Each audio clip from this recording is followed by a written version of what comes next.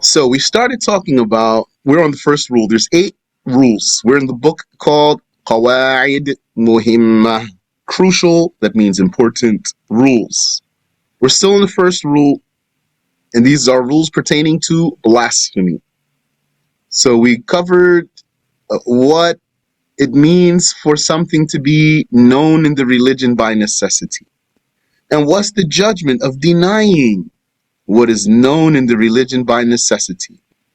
Known in the religion by necessity means all of the Muslims know it, the scholars and the laymen. So the judgment of denying what is known in the religion by necessity is that it is blasphemy, like denying the obligation of the 5 prayers and denying the prohibition of drinking wine, unless a person is newly acquainted with Islam. He's a new Muslim, because the new Muslim doesn't know a lot of things. And these things, you need to hear them to know them. He didn't hear them yet. So then he has an excuse from the blasphemy, not from a sin though. If he denied something that's known in the religion by necessity, even if we say he doesn't commit blasphemy, that doesn't mean he didn't commit a sin, because he should not talk about the religion without knowledge. He is saying something that all the Muslims, he is denying what is known to all the Muslims, scholars and laymen. Then where did he get this denial from? From his own pocket? How he is talking like this? It is his responsibility not to talk without knowledge. But we're not going to call him a kafir here. And like this new Muslim is someone who's as ignorant as he is.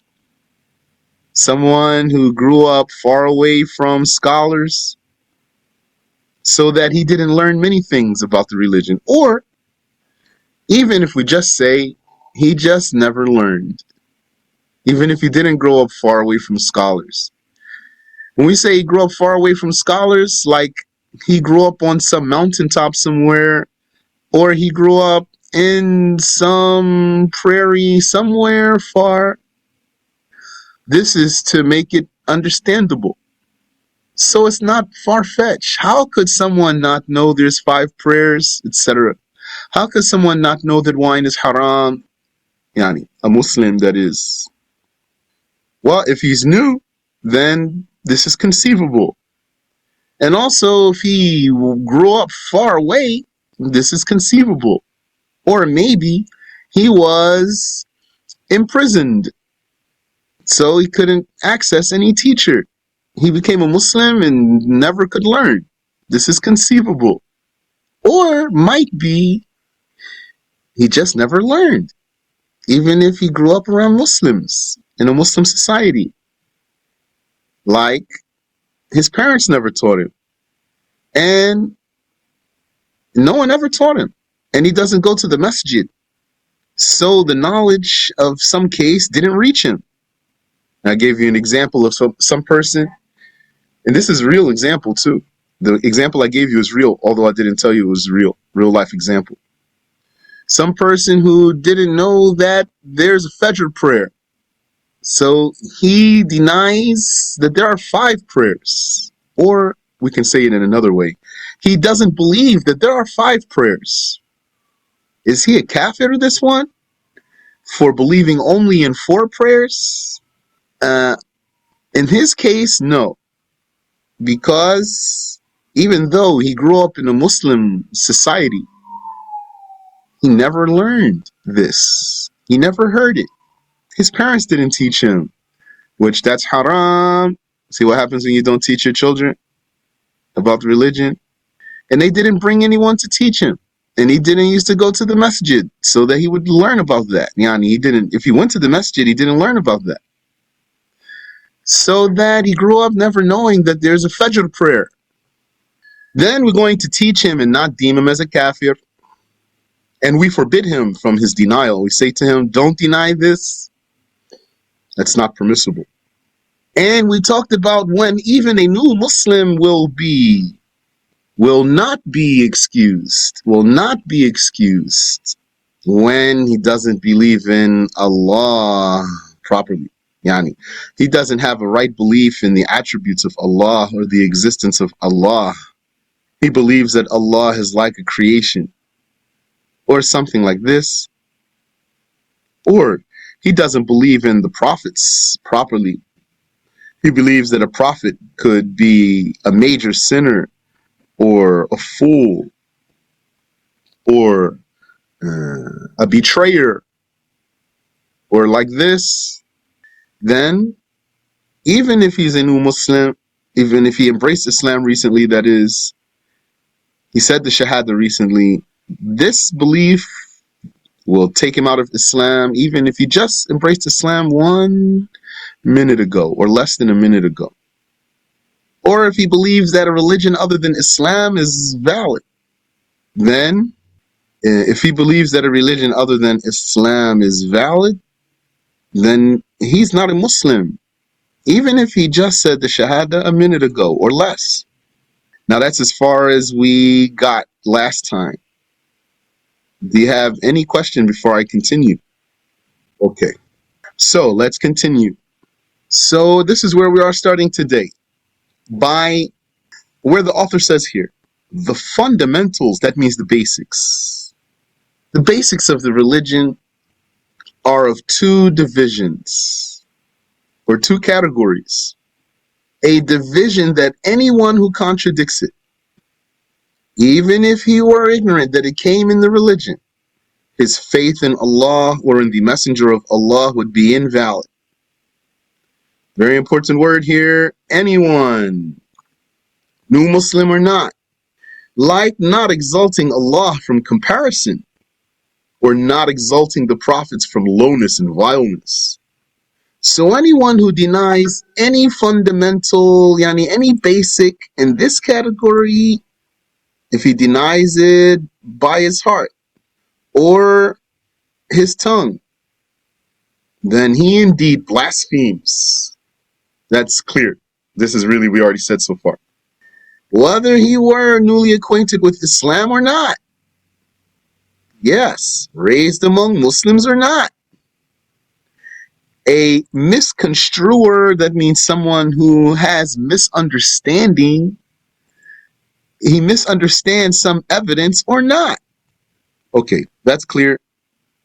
I think you don't have a question there. What's the second division? The second division of what? Division of the basics of the religion. Fundamentals, usuluddin. We talk about the creed here. Our belief. The basics, the most basic of the religion you need to know. Most basic of the religion is the belief. Creed, aqidah. And the creed, it has itself most basic creed. So there's most basic creed. You need something that's just going to even make you a Muslim in the first place. What's going to make you just a Muslim in the first place? Believing in Allah and believing in the messenger of Allah. If you were not born as a Muslim, if you were not raised as a Muslim, you have to say the Shahada.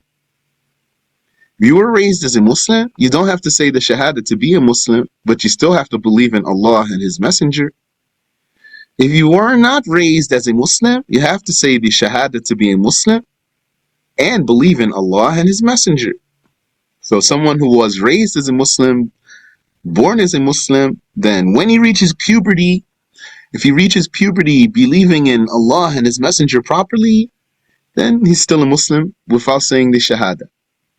He needs to say it though, but not to become a Muslim. He needs to say it because part of the prayer, or if he follows some scholars who say you don't have to say it in your prayer, he needs to say it just to fulfill the obligation of saying it. Okay.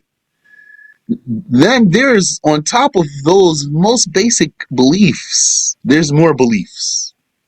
Like very important beliefs. Don't we believe in angels and paradise and hell? Yes, these are very important fundamental beliefs. These ones though, the new Muslim here, his room for not committing blasphemy starts there.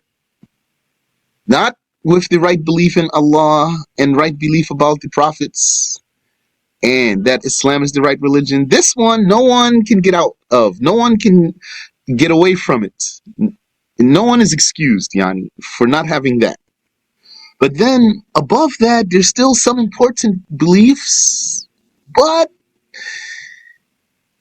a new Muslim will escape blasphemy if he didn't hear about them yet. So if he didn't hear that there's paradise yet, he didn't hear there's hellfire yet, he didn't hear these angels yet, then we're not going to call him a kafir for something that he says that contradicts that denies that. We're going to teach him first. We're going to say, no. If it's me, I'm going to tell him, you what? You denied angels? That's blasphemy. So what? Is that in our religion? I say, yeah, you don't know? He would say, for example, I never heard, I never saw it, nobody ever told me. And I just took my shahada 2 days ago. I'm going to say to him, okay, so don't deny something. You should ask. Why you are denying? You don't even know. So then you're not a kafir, but don't deny like that. Okay, so let me read. The second division, which is the second division of the basics of the religion, it's also 2 subdivisions. So that means, here, if I drew for you what we are saying here, we're saying there's 2 divisions. 1, 2 for the basics of the religion. One basic here, no one can deny, or it'll be a kafir. There's another basic here. This basic splits into 2 divisions. So we finished with the first basic here. Anyone who denies that, he's a kafir. But what about this basic over here? This is not the same means. We're not going to say here, anyone who denies this, he's a kafir, anyone. We're going to see. This one divides into 2 categories. So the second division also is of 2 subdivisions. The first is fundamental religious beliefs known in the religion by necessity, like believing in the torture of the grave for a disbeliever. So believing in the torture of the grave is not as fundamental as believing in Allah in the first place. Believing in the Prophet sallallahu alaihi wasallam in the first place is still fundamental though. The enjoyment of the grave, the torture of the grave, its denier or doubter would be deemed as a blasphemer, yes. Why? Because it's known in the religion by necessity. But, if he's a new Muslim, then we're going to teach him and not deem him as a kafir. And then, what's that other branch? So, I'm not using my thing that I have or I can write on the screen easily. So we have 2 divisions. 1, 2 for the basics of the religion. 1 division no one can be excused from. There's another division. This division someone could be excused from. Now, here this one divides into 2. Both of these first are basics of the religion. Basics of the religion that no one is excused from. And then there's basics of the religion that possibly someone is excused from, like a new Muslim, but it's basics of the religion. Okay, now these basics of the religion, one of them, this second category splits into 2. Something that is known in the religion by necessity. So if you deny it, you'll be a kafir unless you're a new Muslim or like a new Muslim. And then there is another side that it is basics of the religion, but it's not known in the religion by necessity. That means the scholars know it. So there are some basic religious beliefs that the scholars know, and many of the laymen don't know. Some of the laymen know, but a lot of the laymen don't know. That's what we're going to take a look at right now. Is this clear what I am saying so far? Maybe I need to keep reading if it's not so clear. I'm going to keep reading, and then inshallah, it is clear. Okay, alhamdulillah. So the second subdivision is what is not known in the religion by necessity. ما لم يكن معلوما من الدين بالضرورة. So that means if it's not known in the religion by necessity, that means that the scholars know it, because the scholars are going to know it. When something is known in the religion by necessity, it means everyone knows it, the scholars and the laymen. If something is not known in the religion by necessity, it means the scholars know it, or the people of knowledge know it, like the students of knowledge know it too. The scholars know it, and the students of knowledge know it, and even the students of knowledge might not know it, but the scholars would know it. And the laymen, they don't know it, but some of the laymen might know it. There's religious beliefs like that? Yes. Even if it were a case of consensus. Consensus means agreement, which would mean, if it's agreement, a consensus, ijma', that means definitely correct. So we have a lot to unpack here. Let me just finish reading really quick this part. Like what? That is like believing in the basin. Al-Hawd. Many Muslims don't know about this. Laymen, that is. The scholars know about it. But many laymen don't know about it, that on Judgment Day, when the people cross the bridge, before they enter paradise, there's a basin they drink from. After they drink from that basin, they will never be thirsty again. And then they go into paradise. And for your information, any believers who were in hell and they stayed in there, they were being tortured in hell, they won't stay forever. Then when they come out of there, what they're going to look like? They're going to be burnt crispy, right? They're going to be burnt crispy. So then their whole body will be dipped in the basin. When they come out of hell, their whole body gets dipped in the basin. Allah makes their beauty come back. And then they go into paradise. So this basin, a lot of the laymen don't know about it. So whoever doubts or denies it is not deemed a disbeliever, as long as it is not known that he is being stubborn, obstinate, or denying with knowledge. As long as it's not known that he's denying with knowledge, we're not going to deem him as a kafir. Okay. So they'll get dipped in it. Will they get to drink from it? I don't know. I don't know if they drink from it also, besides being dipped in it, but I know they're going to be dipped in it. But the ones who just cross the bridge without going into hell, I never learned that they get dipped in it. I just know they drink from it only, and then they enter paradise. So we are saying here that this is a matter of belief. We are saying it's definitely correct. Beliefs, religious beliefs, aqa'id, the creeds, that's the basics of the religion. Creed is more basic than rules, how to pray, how to fast. Creed is more basic than that. Creed is more basic than how to explain the Quran, how to explain the hadiths of the Prophet. More basic than learning Arabic. Creed is the most important thing. We are saying that there are some parts of the creed that the laymen don't know. So you might say, the laymen don't know it, but it's true. It's really true in our religion and the laymen don't know it? Yes.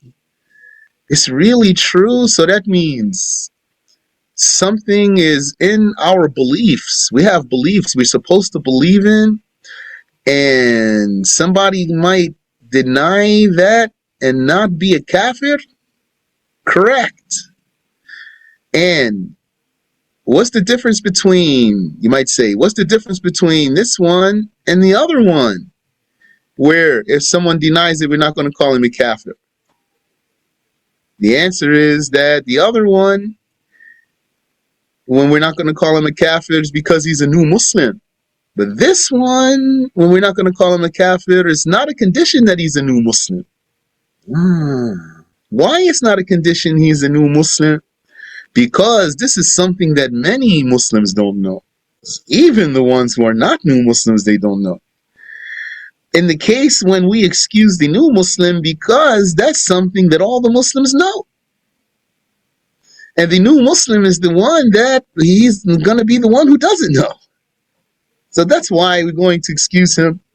And then we said, and there's some people who are as ignorant as he is, so we're going to excuse them too, like we excused him, that new Muslim, for those things that all the Muslims. Now we're talking about something that not all the Muslims know. So then we don't have to limit the excuse to the new Muslim. Now we can extend the excuse to more than the new Muslim, because many Muslims don't know it. So if we met someone who doesn't know about the basin, then we're not going to call him a kafir. Or what if we met someone who doesn't know that Sheath, the son of Adam, was a prophet? Oh, many Muslims don't know that. So then we're not going to call him a kafir. Or if we met someone who doesn't know that there's scorpions in hell. He says, scorpions in hell? I don't believe that. Then we're not going to rush to deem him as a kafir. We're going to say to him, don't deny that. There's no reason for you to deny that. But I'm not going to call you kafir for denying that, because many people don't know. Yani, unless he's being, like it says here, obstinate, unless he's being stubborn. Like if he's saying basin, I wouldn't believe in a basin anyway, then he's definitely a kafir, because now he's being stubborn. So why does it say here, even if it were a case of consensus? Because, not the if here, though, even though it is a case of consensus. Yani, the way it was just worded now is like, if it is, no, it is a case of consensus we are talking about here. Why is it important to mention the case of consensus? Because when something is by ijma, consensus, this means it's definitely true. The consensus of the scholars of the nation of Muhammad sallallahu alayhi wasallam is never wrong. Never. It is 100% correct 100% of the time, the consensus. When the mujtahids, the mujtahid scholars of the nation of Muhammad sallallahu alayhi wasallam agree to a case, then it is definitively correct. Okay. So then we are talking about something that is definitively correct in the religion.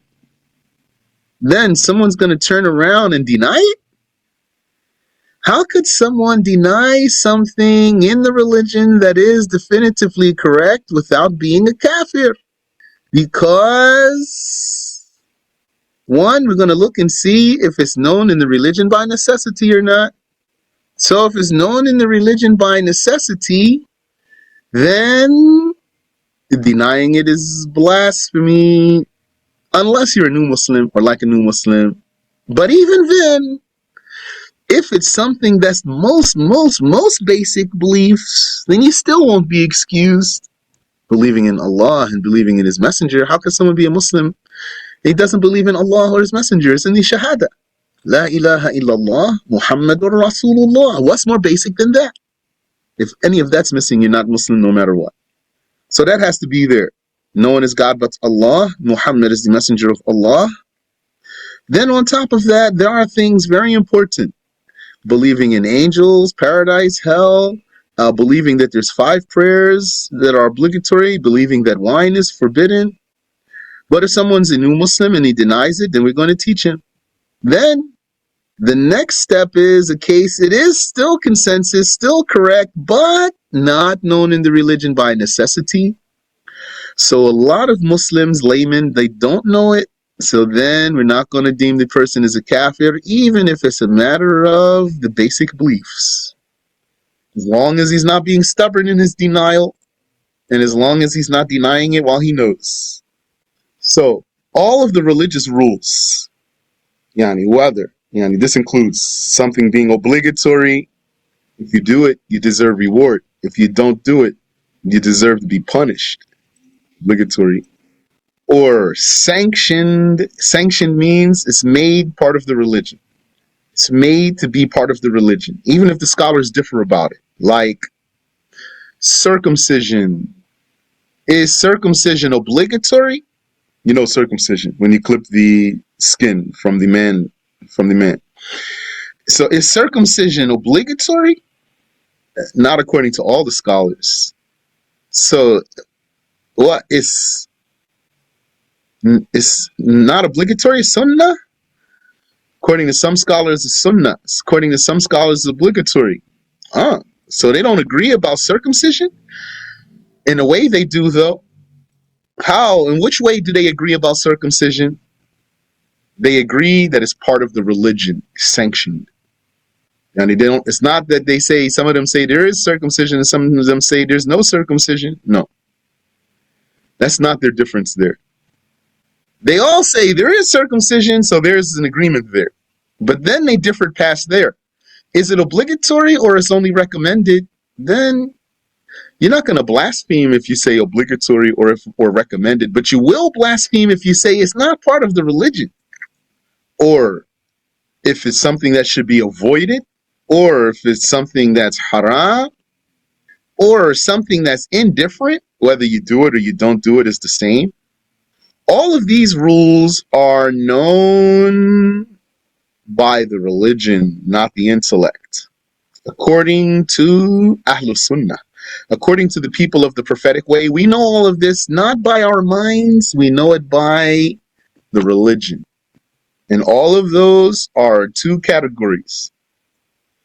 Either it's known in the religion by necessity or it's not known in the religion by necessity. All right, let's stop here. We're going to repeat from here. We'll repeat from here, inshallah. Let me just highlight it to remind myself where we're going to start. Any question, inshallah?